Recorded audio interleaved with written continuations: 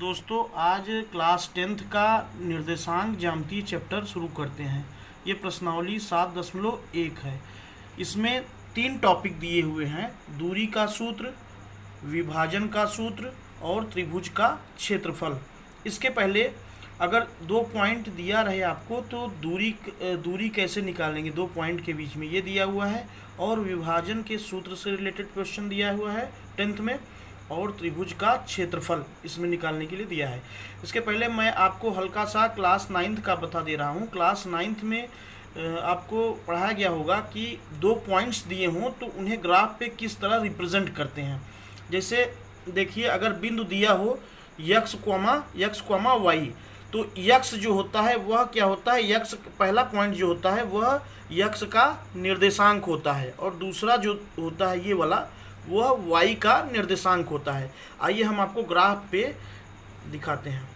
जैसे पॉइंट दिया हो, एक पॉइंट दिया हो 2,3, तो 2 क्या है, यह x का निर्देशांक है, और 3 क्या है, y का निर्देशांक है।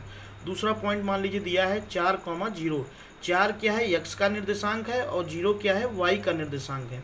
आइए इसे ग्राफ पे देखते हैं कैसे रिप्रेजेंट किया जाता है। ये क्लास 9th का है। देखिए ये ग्राफ है आपका, मान लीजिए ये प्लस एक्सिस है, प्लस x एक्सिस है, और ये माइनस x एक्सिस है। ये प्लस y एक्सिस है, और ये क्या है, माइनस y एक्सिस है। अब जब आपको पहला पॉइंट दिया है 2,3, इसको किस तरह ग्राफ में लिखेंगे, ये 2 जो है वह x एक्सिस पे लिखा जाएगा, 3 क्या है, y एक्सिस पे देखेंगे। इसका मतलब ये हुआ कि x एक्सिस पे 2 कदम चलना है और y एक्सिस पे 3 कदम चलना है। x एक्सिस पे 2 कदम चलने का मतलब पहला और दूसरा, x एक्सिस पे 2 कदम, और y एक्सिस पे कितना चलना है, 3 कदम।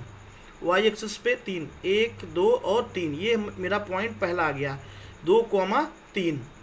और दूसरा पॉइंट है 4,0। इसका मतलब ये हुआ कि x एक्सिस पे 4 चलना है, और y एक्सिस पे 0 का मतलब नहीं चलना है। 0 का मतलब जब भी 0 दिया रहे तो इसका मतलब ये हुआ है कहीं भी आगे नहीं जाना है। तो x एक्सिस पे 4 चलना है, x एक्सिस पे 4 क्या है, ये यहाँ पे है, और y एक्सिस पे 0 का मतलब यहीं पे, यहीं बढ़ना नहीं है। तो ये B पॉइंट मेरा है 4,0 यहाँ पे आ जाएगा।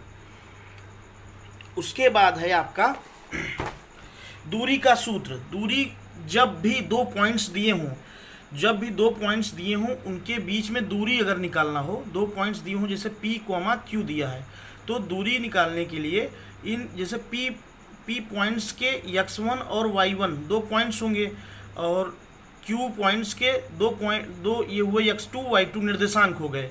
जब P Q के बीच की दूरी पूछे तो हमेशा P Q की दूरी होगा x के निर्देशांक को माइनस करना है, फिर उसको वर्ग करना है, प्लस y के निर्देशांक को माइनस करना है, फिर उसको वर्ग कर देना है। जैसे इसमें x के निर्देशांक कौन कौन से हैं, x2 माइनस x1 को माइनस करना है, फिर उसको वर्ग कर देना है, plus y2 minus y1, y के निर्देशांक कौन कौन से हैं, y2 माइनस y1, इसको माइनस करके वर्ग कर देना है। यही आपके दूरी का सूत्र है। आइए देखते हैं 7.1 का पहला प्रश्न। इसके पहले मैं आपको बता दूं कि त्रिभुज को बनने की एक शर्त होती है। त्रिभुज की 2 भुजाओं का योग सदैव तीसरी भुजा से बड़ा होना चाहिए। अगर त्रिभुज बनाना है तो ये शर्त होती है। प्रश्नावली 7.1 का पहला प्रश्न जो दिया है, पहले का पहला प्रश्न दिया है 1 पॉइंट दिया है 2,3, और दूसरा है 4,1। इनके बीच की दूरी निकालना है, और दूरी का सूत्र होता है x के निर्देशांक को माइनस करके वर्ग करना है, फिर प्लस y के निर्देशांक को माइनस करके प्लस करना है। अब पॉइंट्स को, ये 2 क्या है, x का निर्देशांक है, 3 क्या है, y का निर्देशांक है, और ये 4 क्या है, x का निर्देशांक है, 1 क्या है, y का निर्देशांक है। अब इसकी वैल्यू को हम इस दूरी के सूत्र में, दूरी के फार्मूले में पुट करके हम इसका आंसर निकाल लेंगे। x2 क्या है, x2 आपका 4 है, x1 क्या है, 4, x1 क्या है आपका 2 है, 4 माइनस 2 का होल स्क्वायर, प्लस y2 क्या है, y2 आपका ये है 1, y2 क्या है 1 है, y1 क्या है 3 है, 1 माइनस 3 करके इसे होल स्क्वायर कर देंगे। उसके बाद 4 में से 2 गया, 2 बचेगा, होल स्क्वायर करेंगे, प्लस 1 में से -3 जाएगा तो -2 होगा, -2 का होल स्क्वायर करेंगे, फिर इसे जोड़ लेंगे। इस तरीके से आपका ये आ जाएगा फाइनल आंसर आएगा दूरी का 2,2।